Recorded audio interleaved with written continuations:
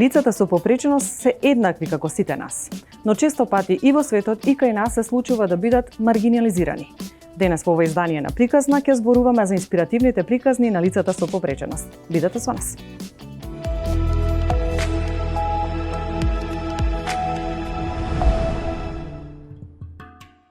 Попреченоста не е пречка за успех. Ова сигурно го потврдува младата и талентирана пианистка Ема Ананиевска. Ема сака тенис и кучиња. Шопен е нејзиниот омилен композитор, а клавирот е вистинска љубов. Како бебе го изгубила видот. Јас сум родена порано во 7 месец и практично мене попреченоста ми е создадена од инкубатор, што сум имала во почетокот недоволно развиени органи, сум имала крварење во мозок и првите неколку дена било прашање дали воопшто ќе преживеам. Потоа, кога сето тоа како се средило на некој начин, морало да бидам во инкубатор и имало ситуација во која што докторката која што требало да ме храни сакала да се одмори или не знам што и дала задача на некоја од сестрите, која што тоа не смееле да го прават, меѓутоа, така требало да биде најверојатно, не знам што да кажам. Сестрата земала да ме храни и наместо во хранопроводник почнала да ми вбризгува храна во душник и така ме вратила на почеток практично, сум почнала да се гушам.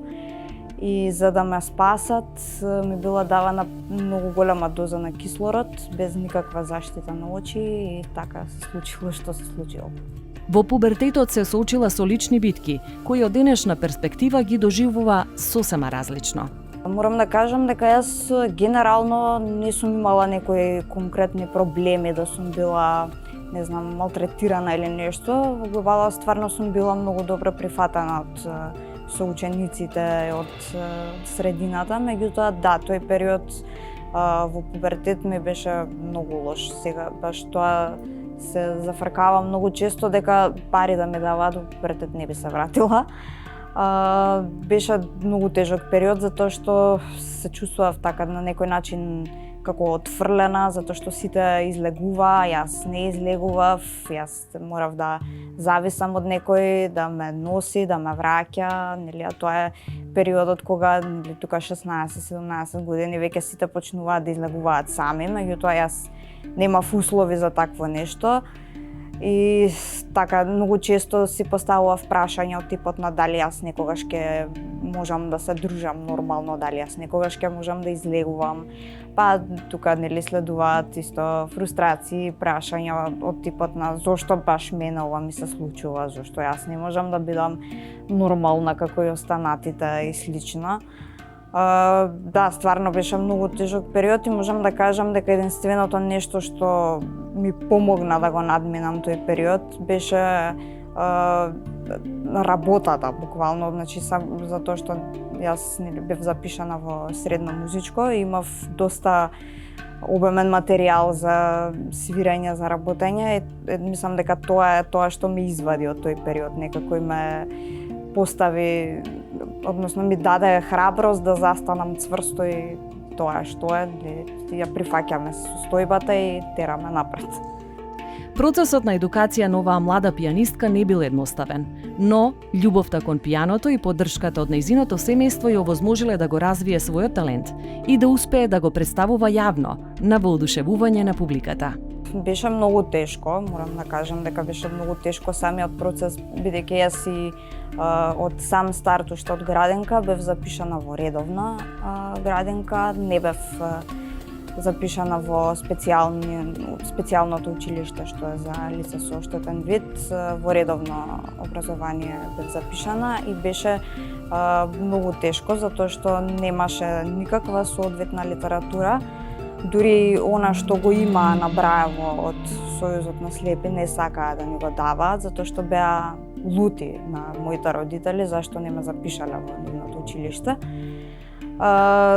Така што моравме да се снаоѓаме да моите родители ми ги читаат материјалите, на диктафон, па потоа јас така да ги учам и тоа така течеше се до моето завршување на факултет. Дури за читањето на нотите беше исто така многу комплицирано, затоа што јас немам дома музичари, па мораше да се плаќаат дополнителни приватни часови за да можам да го постигнам целиот материјал. Па некако успеавме да се снајдеме да купиме звучна програма за читање на ноти, меѓутоа тоа веќе беше скоро па на крај од моето образование, да кажам, така што целиот процес образовен одеше навистина многу тешко. Но морам да кажам дека еве и сега драго ми е што еве конечно некако почнува нешто да се мрда од мртва точка, меѓутоа е многу далеку од тоа што треба да биде, затоа што целиот свет си наоѓа начини како да функционира и сите се борат за што поголема инклузија во образованието. Ние некако знаеме многу да зборуваме за таа инклузија, а никако не ја практикуваме, некако не дали не сакаме, дали нормално тука постои и еден степен на неедуцираност кој што е огромен во нашата земја. Меѓутоа сметам дека доколку се сака, може да се најде начин и дека треба да се работи на тоа и еве сега ова што се прави со дигитализација на учебниците, навистина имаше момент кој што многу ме изфрустрира, да кажам, на некој начин, затоа што ова можам да кажам дури од кога јас знам за себе, нормално дека сето тоа е потребно време да функционира како што треба, меѓутоа според мене ова е најдобрата реформа до сега што се случува во образованието, затоа што ќе даде многу поголеми можности за лицата со било каква попреченост, не само оштетен вид. Музиката ја прави среќна. Ова е нејзиниот сон. Би сакала, не ми е важно каде би бил тој концерт, но искрено се надевам дека во скоро време ќе се случи. Јас го имам тоа замислено дека ќе биде негде на отворено. И мојата желба всушност за тој концерт е да имам куќе водич кој што ќе дојде со мене на сцената и додека јас свирам тоа ќе седи и ќе ме придружува после концертот и не знам, тоа ми е најголемиот сон, можам да кажам. Според претпоставките на Светската здравствена организација, околу 15% од населението во светот се соочува со некаков вид на попреченост. Еве што откриваме во истражувањето кое што ви го подготвивме во оваа приказна.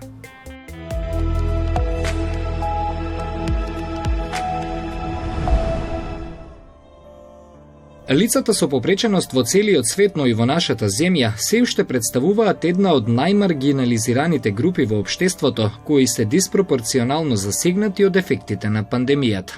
Според претпоставките на Светската здравствена организација, околу 15% од светската популација се соочува со некаков вид на попреченост. Попреченоста е дел од секојдневието, имајќи предвид дека секој човек во некој период од својот живот ќе се најде во ситуација на времена или трајна состојба на попреченост. Попреченоста не е невообичаена и е дел од човековата разновидност.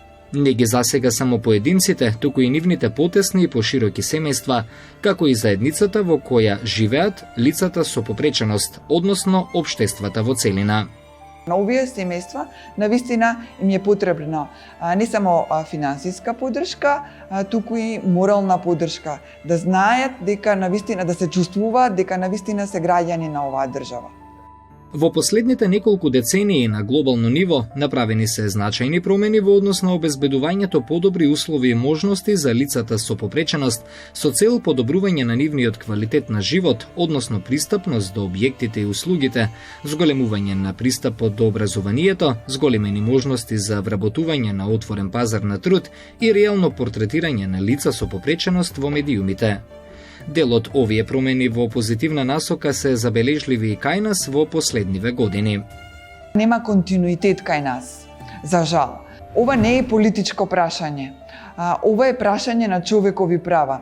и треба да биде на агендата на секоја политичка партија.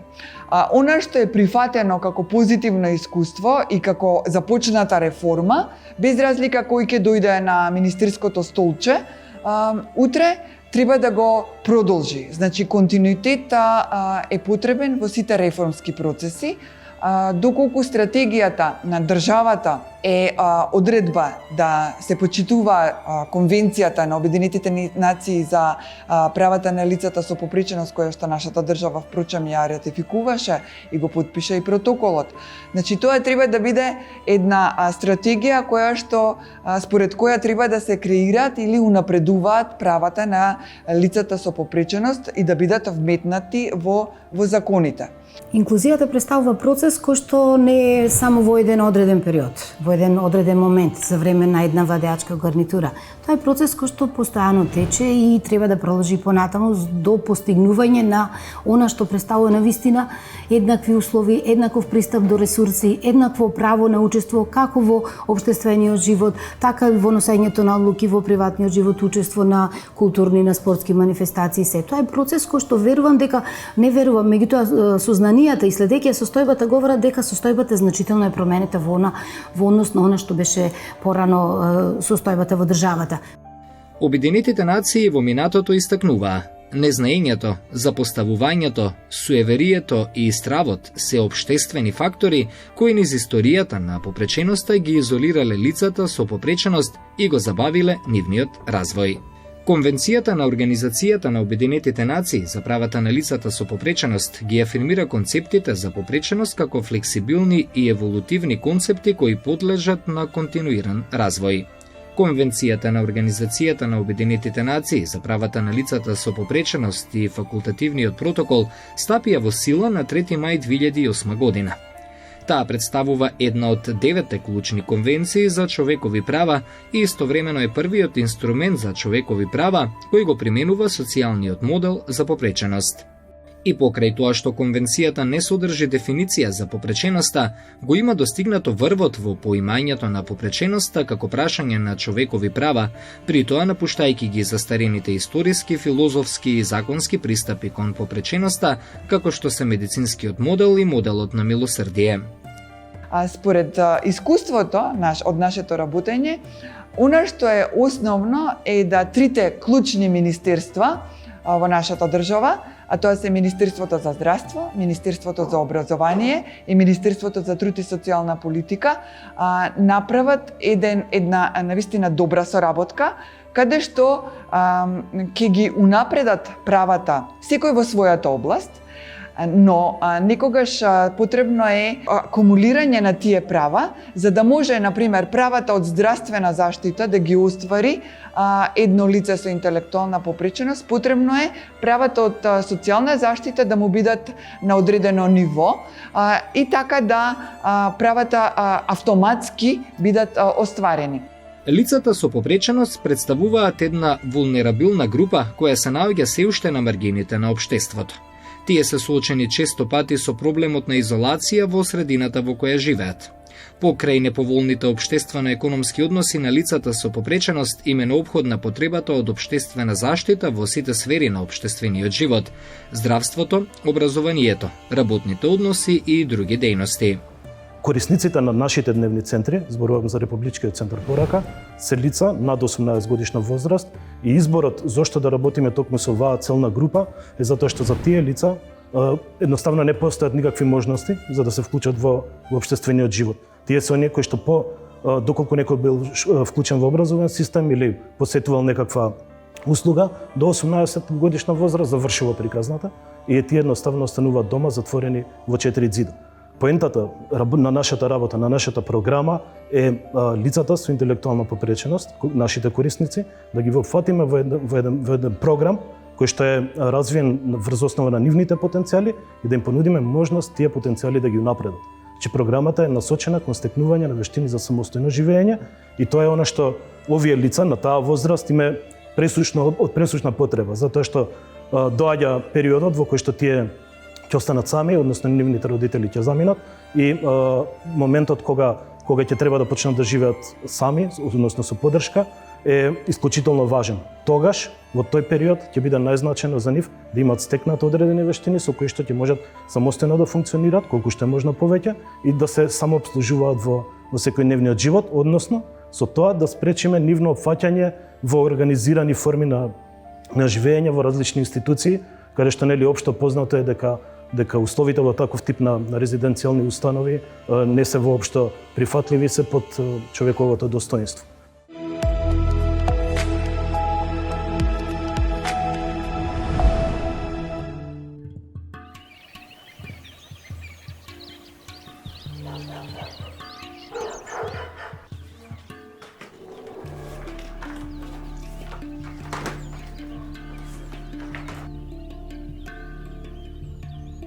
На само неколку километри од Македонски Брод, во селото Долен Манастирец, живеат 70 на семејства кои се поинакви од многумина.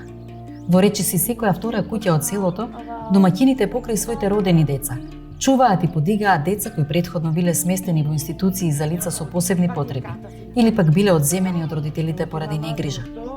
Сега овие деца растат дома, вклучени се во сите активности на семејствата кои ги згрижуваат, учат како треба безусловно да се сака, а некои од нив за прв пат научиле да кажат и мама.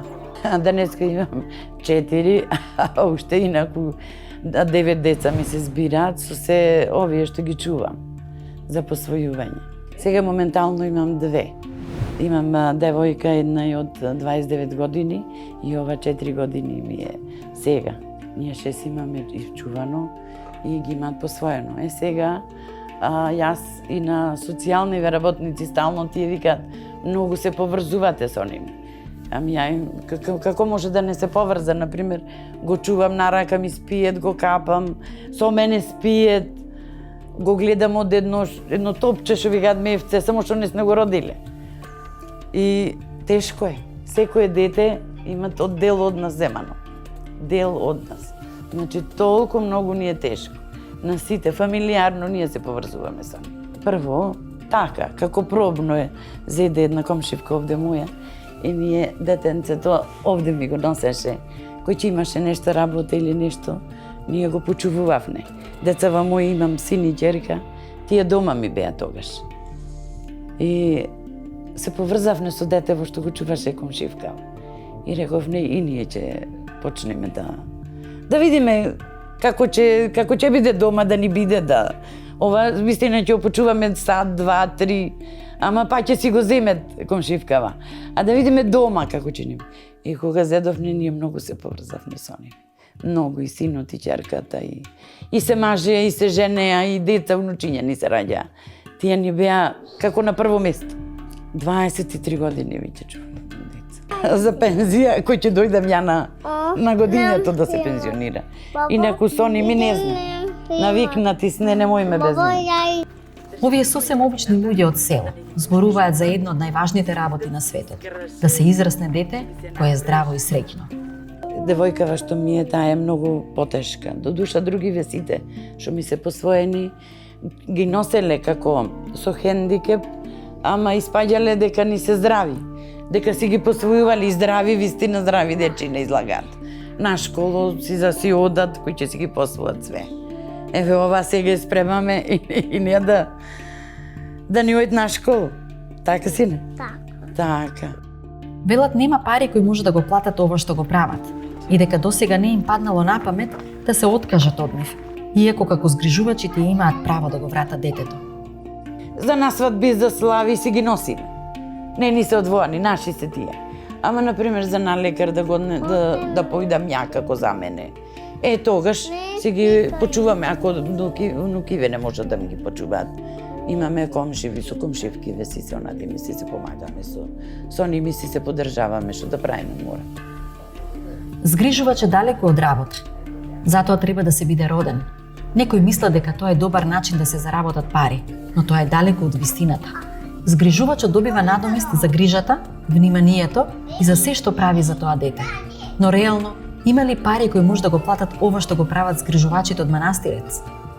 Не знам, исто тие како само што не сум го родила. Например, ја го гледам од олко. Од едно парче мевце што викаат го гледам. И за да го израснам, за да го оправам. Ништо не е. Тоа што ги даваат парите, ја за него си ги трошам. Нека ми се живи и здрави, па тие нека излезат на пат. Ја вела, не ми ги гледам, Господ, нас, моите, че ми ги гледат, че ми ги чуват. Не значи дека само за пари. Згриженото дете по закон добива сума на пари која е доволна да се покријат неговите секојдневни потреби, во износ од околу 8.000 денари месечно. Овие изнајмени родители немаат право на одмор и боледување. Не постои некоја заменска тетка која може да ги замени. Снежана вели дека кога првпат ја видела својата најмала миленичка, таа едноставно се влюбила во неа. И кажала, Боже, дај ми сила само да ја пораснам. Кога ова мало девојче од Центарот за социјални грижи ја донеле во нивниот дом, таа била уште во пелени. А денес веќе има соништа и желби што ќе биде кога ќе порасне. Кажи ми, дали ова е твојот дом? Да, Имаш и секогаш ќе биде.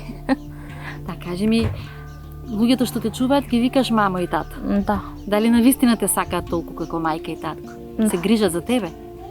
Па, што ти е најголема радост тука? Зашто прв пат се почувствував дека имам родители. Тоа.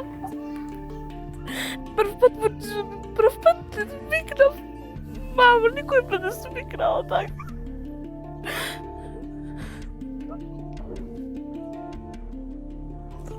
Па да имам свој дом. Да, првото што ми е кој ќе зарача да си најда работа, да положа тоа. Да. И тогаш се случува љубов која многумина и не може да ја разберат. Семејството на Снежана за последните 8 години изгледале 10 деца. Сега имаат само 2. Другите сите се посвоени. Тука во селото има многу што чува деца. Ми вика, земи си и ти дете, значи можеш, таа работа можеш да ја работиш. Прво викав не можам. Но кога почнав, значи сватив дека можам. Па што ме секира. Тоа што го поминале. Значи не може да го заборават никогаш. Па таа беше второ деление. Памтице. А не знаеше ни 5 букви. Значи кога ја донесоа, не знаеше ни 5 букви. Тетрадката ја ќе извадам на масата да пишуваме, таа ќе ја фрли. Тоа не одело на училиште. Значи го чувале во Скопје, во семејство и било толку запоставено, што чувало други дечиња. Светлана вели дека сака уште деца во низиниот дом. Низините родени деца се веќе возрастни и секој тргнал по својот пат. Но на тој пат, кога имало и венчавки, свадби, па и летувања, оделе сите заедно. Се разбира дотерани како што прилега. Фатима е поголема, значи може да измиет садови, да смети, алишта да пружит. А исто и Бубе, ако Бубе е помала и таа се ангажираат и сака да и биде чисто. Деца во внучињата кои растурат, таа се карат. Викат изнесете ги надвор, ја да сработам. Или играчки ако има растурени, ги тера за да собираат. Се вклучени, значи сакат. Ако лупам пиперки, таа сакат да фати да лупи. Или ако пржам нешто, ќе сакат да фати ти таа, да спржит или да јајце да спржит или салата да направи, сакат да биде вклопена во работата. И додека овие луѓе ги поместуваат границите на само обични згрижувачи, нивните мали гости веќе убаво се сместиле. Имаат своји играчки, нишалки во дворот под стрејата, но најважно, имаат некој што ги сака.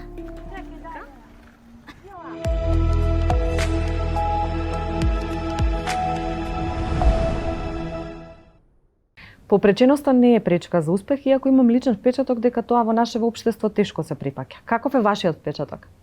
Последниве години, како што се одвиваат моите активности, моите причекорување од очекуваните можности, се повеќе мислам дека општеството навидом има попреченост или државата има попреченост, а не затоа што имаат некои поинакви способности и потреби.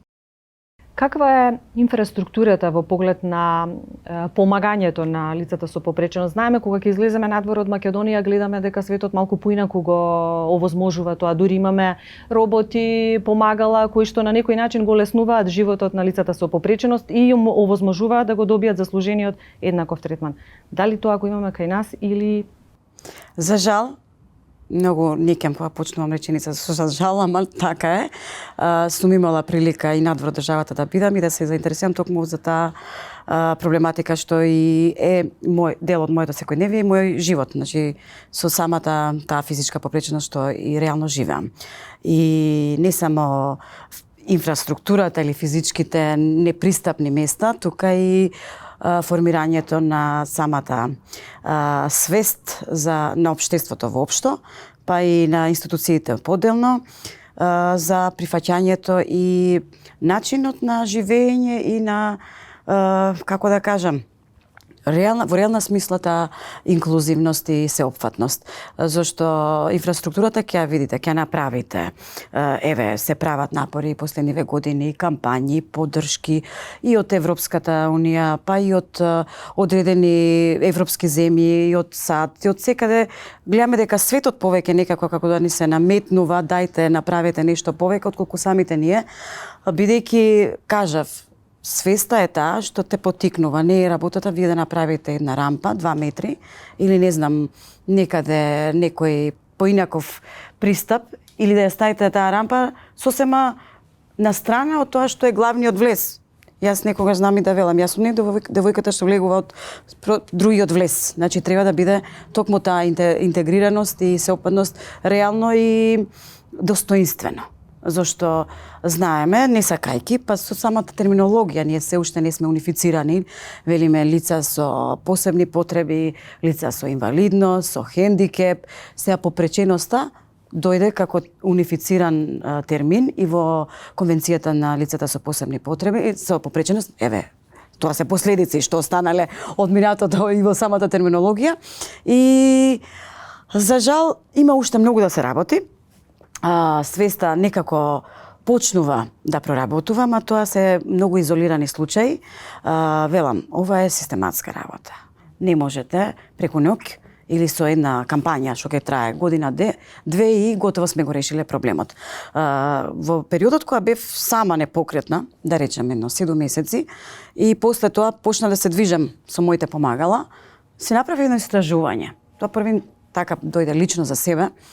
И истражувањето се одвиваше на тоа колку институциите пред се, каде што лицето со попреченост треба да се ги ужива при своите права и треба да ги бара директно, колку тоа е пристапно, да не збориме за компании, да не збориме за културни институции или од било кој вид или од забавен карактер. И видов, се разочарав искрено колку тоа во пракса е многу застапено и колку немаме пристап. Значи, од самата институција каде што основните права ти треба да ги уживаш и треба да направиш, кој ја спомнам и по име Министерството за труд и социјала, значи некои дисперзирани центри немаат пристапност, лицето треба два спрата да отиде преку скали, како? Вие сте преведувач и мајка. Така. Колкави се можностите за луѓето професионално да се занимаваат со својата професија без да имаме предрасуди? Еве, анализирав какви се искуствата во светот, сите земји имаат различни начини со кои што го поттикнуваат тој инклузивен процес со цел да им овозможат на лицата со попреченост еднаков третман како сите и во поглед на вработувањето. Како е кај нас? Како е во вашата професија? За среќа имаме една убава професија која што убава, секој за себе така може да каже која сака професијата. Преводот беше прва моја љубов, навистина многу ја засакав уште и токму тие студии ги завршив за превод и толкување. И како што се одвиваа годините, ти гледаш дека професијата ти се потценува. Гледаш дека е неблагодарна. Гледаш дека ти е многу техничка, гледаш дека така, споредна ке не се уште го немаме нивото. Ако доволно ми е со Албанија да направам споредба, да не одам со другите европски земји. Таму преведувачот е личност и преведувачот е професионалец. Во смисла дека постои регистар во Министерството за правда, каде секој преведувач, не дека постои како преведувач, доку секој преведувач ја има областа каде што преведува. Кај нас се уште не се направени таквите поделби. И моментот со кабината. Тоа ти е моментот кај што ти треба да твориш и да дадеш, да испорачаш превод. Гледаш дека некогаш и ја немате таа пристапност. Збориме пак во аспект на инклузивноста. И кога ќе завршите настан, сте завршиле успешно, одлично работата и немате благодарам. Немате благодарам. Најчесто тоа ни се случува. Благодарам да добиеме само од странците, вака да се изразам, и тоа не теши, бидејќи додека неа имаме таа култура на формираност и да кажеме и тој дел, зашто се гледаме дел од техниката, за жал, не дел од тимот што навистина е неопходен канал за таа комуникација. Луѓето од неодамна има нова пасија, нова страст, нова љубов на која е предадена планинарењето. Кажете ми како беше на почетокот?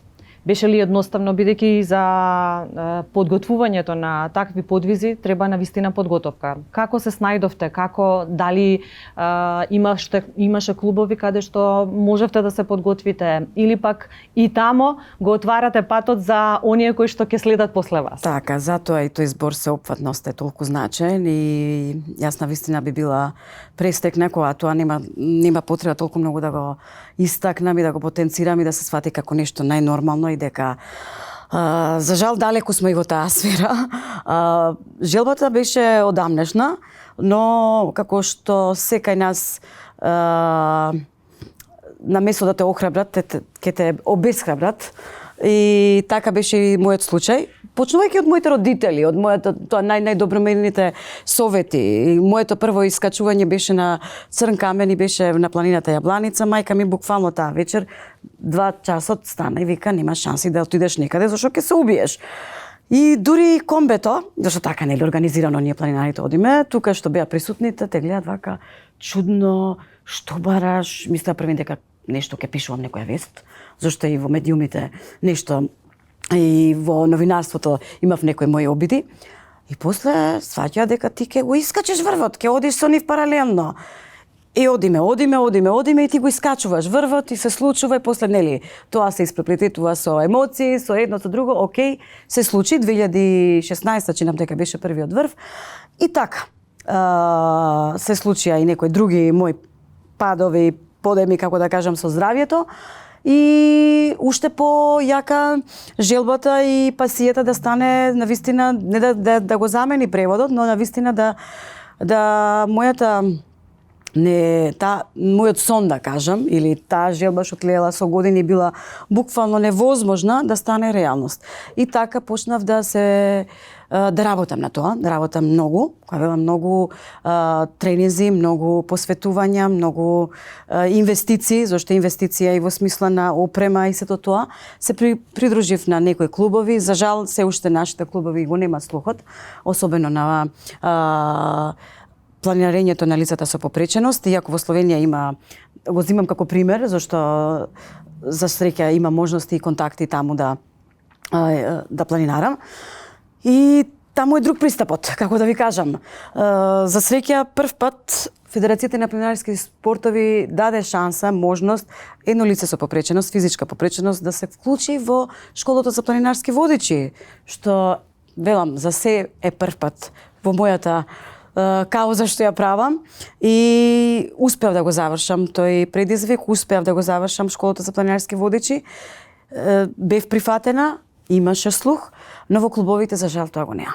Некако се нема слух, некако се нема таа психологија на прифаќање. И самите најврвни планинари што искачувале и Монбланк, и Елбрус, па дури и Хималај ми го кажале, луѓе, окей, ние сме тука отворени, но не можеме.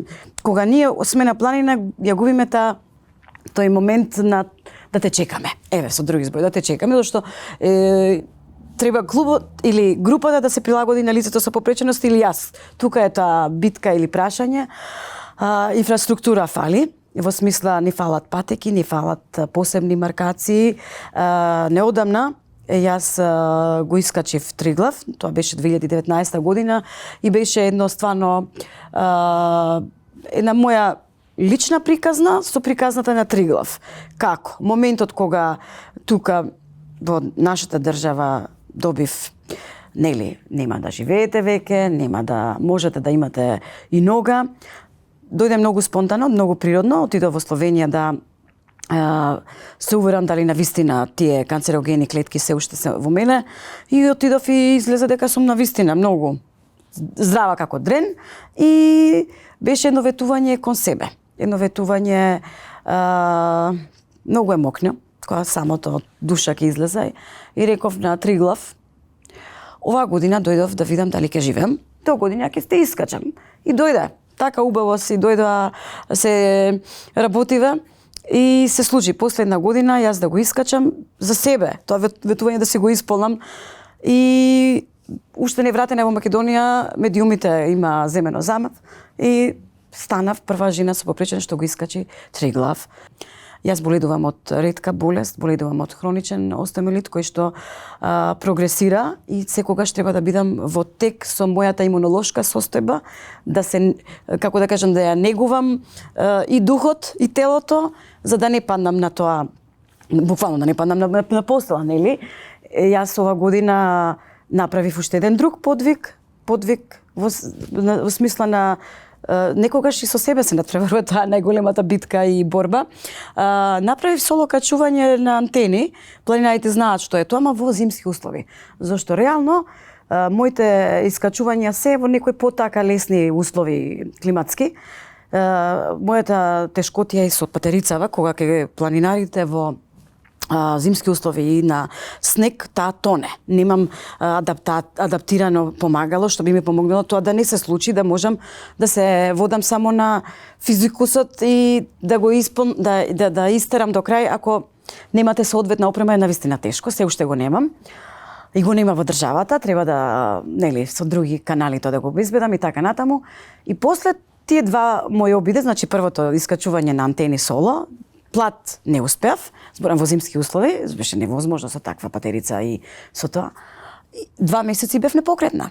Како речат луѓето, ма люли, те видовме вчера на врв, денес е токму тоа е природата на ова моја болест, за жал, и затоа битката не престанува. Се случи Мусала. Бев во еден круг на планинари и викат, люли, ајде одиме Мусала. И видов кога им е датумот 5 јуни. Супер, најдобар поклон и подарок за себе да си го направите. Отидовме, го искачивме, за жал немаше ниту еден представник од Македонија, бев со Албанската федерација на планинарските спортови, која кажувам вака, кажувам да зашто се уште ја немам стекнато довербата од моите клубови да те потикна да направиме такви подвизи. Се случи, го искачив и направив истражување нормално со други колеги и новинари да испитаме веста дали навистина јас сум прва жена со попречен што и Мусала го има искачено. Се изнагушкавме, се изнасликавме убаво и за нас беше тоа вистински триумф. И сваќате дека можете. Нозете не ве водат, ве води душата. И очите не ве водат, ве води душата повторно. Тоа е тој чекор, зашто вие не знаете кај стапнувате или јас не знаев дека секој момент можам да тонам со патерицава, али направивме убаво дело што не застана тука. И јас како луѓето таа кампања Гледај способност, не попречност во секоја смисла ќе ја пренесам. Се надевам еден ден и на врвот на светот.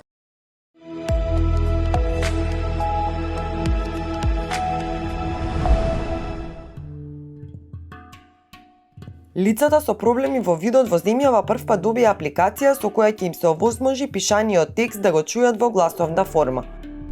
Јас сум Миртај Шашко и заедно со колегата Кристијан Лазарев на барање на Сојузот на слепи на Република Северна Македонија учествувавме во изработката на новиот синтетизиран глас Кико.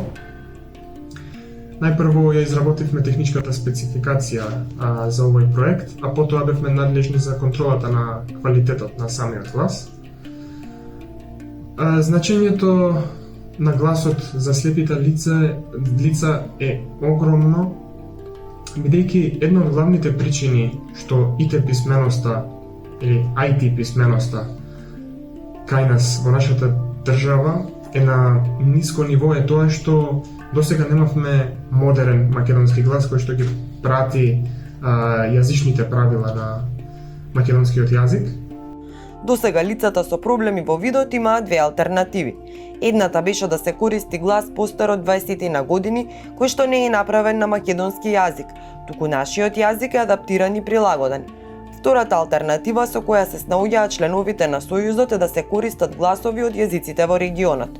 Синтетизираниот глас Кико, кога е активен на компјутерот или на телефонот, тоа чека внес на податоци во форма на текст и кога ги добива тие податоци, значи кога го добива текстот, автоматски генерира аудиоклип кој што е многу оптимизиран и штом се добие тој текст, се ствара глас, значи гласот почнува да го чита.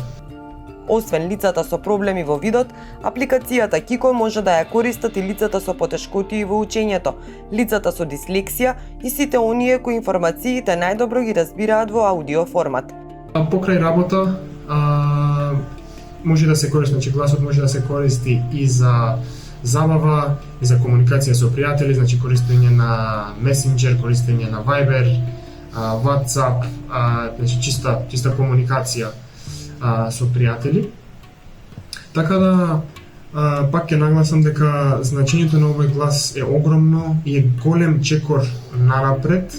Сега останува уште многу работа пред нас, значи сега го имаме гласот, но доколку нема обука на следните лица, пак остануваме на истото ниво. Тие што досега знаеле како да користат компјутер, си имаат нов глас, подобар, меѓутоа мора да се фокусираме сега да ги обучуваме младите, да ги обучуваме старите кои што го губат видот, да речеме, на постари години. Па заедно да го кренеме нивото на IT писменост кај нас, бидејќи во регионот заостануваме бајаги, во споредба со Запад сме многу назад. Апликацијата Kiko ќе биде бесплатна, достапна во мобилна и десктоп верзија, сега на македонски јазик, а за неколку месеци и на албански. Лицата со попреченост бараат и заслужуваат еднаквост. Често пати се соочуваат со различни видови на дискриминација. Денес за нив зборуваме во рамките на медиумската писменост во ова издание на Приказна.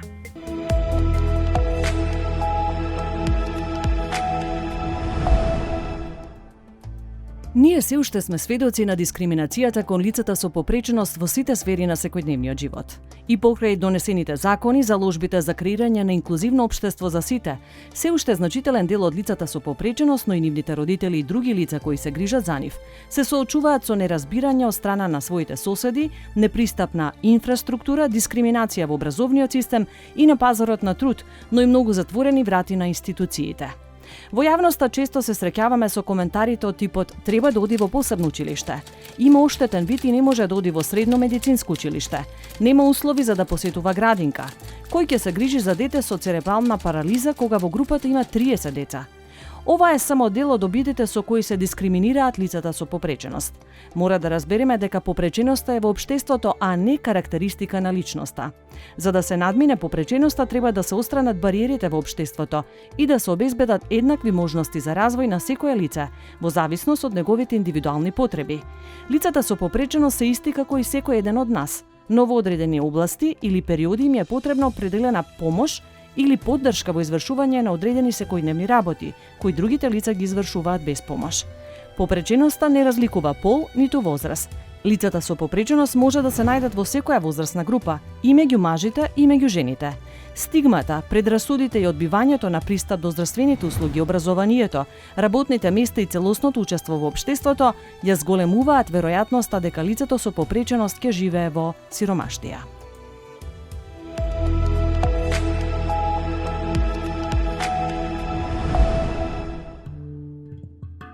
Секој човек е различен на свој начин. Попреченоста не мора да представува пречка за нешто, ако силно се љуби животот. Ова инспиративна приказна ни доаѓа од Црнагора. Дијана Луковац е нашата денешна хероина. Таа од мала се соочува со детска парализа, а нејзината животна лекција и идеја е инспирација за сите. Тоа е борба за совладување на сите препреки, најмногу поставувани од околината. Борба да си докаже на себе си и на сите други дека ниеден човек не смее да биде оттргнат од општеството само затоа што е поинаков од мнозинството. Секој заслужува шанса, а никој нема право да го оспорува тоа на некој друг. Мојата диагноза е детската парализа, така било од родење. така било многу долги години, меѓутоа благодарение на мојата мајка, која што е најголем борец кој што јас го познавам во животот, и благодарение на тоа што таа не се откажала од мене од првиот ден на моето родење, туку ме носела низ цел свет за да направиме многу операции, многу вежби, многу третмани. Благодарение на сето тоа денеска јас можам да кажам дека имам парцијална церебрала, поточно по човечки речник кажано дека не можам самостојно да одам. Дијана и основното и средното образование ги завршува во училиште специјализирано за лица со инвалидитет, бидејќи не и било дозволено да се запише таму каде што сакала, а неможноста и неприфаќањето доаѓа поради низината состојба, но тоа не било пречка уште од тогаш оваа храбра девојка да го гледа животот на начин кој секој би го посакал, со верба, надеж и љубов. Во тек на школските денови се искажав и се истакнав во многу активности. Една од најзначајните била кампања Зборуваме за можности, организирана од страна на УНИЦЕФ од Црна Гора, која што имала за целта движување на свеста на здрави луѓе, поточно на народот, за инвалидни лица, кои се инвалидни лица и какви се, и исто така вклучување на инвалидни лица во регуларното друштво. Во тек на таа кампања имавме многу разни активности, почнувајќи од снимање на филмови, патување низ Црна Гора и организирање на разни радионици, интернационални диалози и така натаму. Благодарение на таа кампања, мене ми се оствари една од најголемите желби, а тоа е да бидам водителка, затоа што модерирав дури 2 програми во тек на таа кампања. Сакала да студира новинарство, сакала да се проба во глумата, пеењето, психологијата, но секаде била спречувана само поради бариерите на луѓето и нивното верување дека поради низината состојба нема да биде добра во ништо од тоа. Кога нешто човекот го сака, Господ секогаш најде начин да те донесе до тоа ако го сакаш од срце, така било и со мене. На 2017 година, случајно или не, ама јас почнав да пеам кавери на социјалната мрежа Instagram. Денеска можам да се пофалам со добар број на следбеници, на пратители, меѓутоа и со контакт, запознавање, соработка и пријателство со многу луѓе со јавна сцена, како музичари, така глумци, новинари, значи луѓе од кои што припаѓаат на сите тие кои што се професионалци за сите тие професии кои што јас сакав да ги студирам. Исто така, благодарение на Инстаграм и на пеењето мое на Инстаграм, јас во меѓувреме слушајќи ја музиката и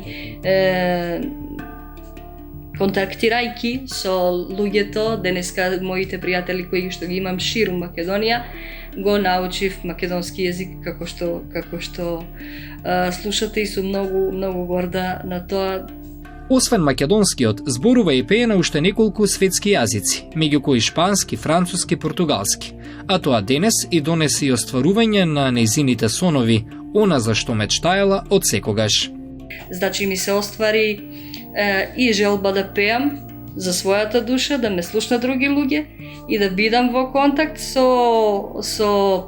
многу луѓе од јавната сцена, со луѓето кои што јас најмногу ги сакам и на кои им се восхитувам, да имам соработка со многу луѓе од јавната сцена и од професии кои што јас сакав да ги студирам, ама ми се оствари желба и да студирам.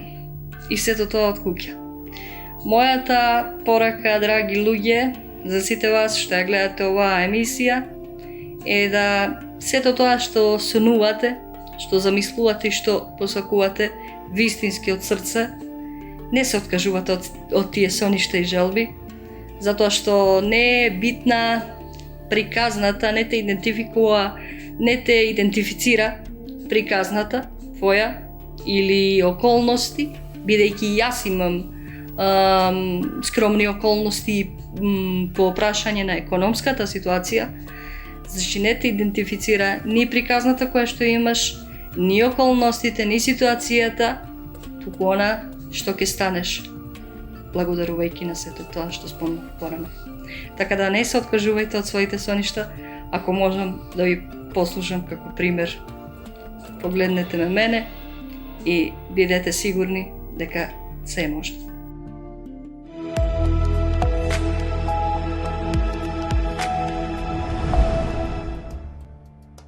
Hello, I'm Kerry, children's author and mummy, here with some of my top tips for reading bedtime stories. Беше контроверзно кога самохраната мајка Кери Барнал се појави на телевизиските екрани во Велика Британија како презентер на детска емисија на CBBC, каналот на BBC. Некои родители се противеа на незиниот изглед, поточно на фактот што немаше десна рака.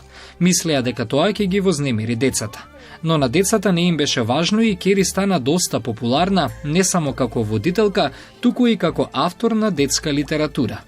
Таа ја утврли вештачката рака која ја носеше како дете, се запиша во драмски и настапуваше како дел од нејзиното шоу на Единбуршкиот фестивал.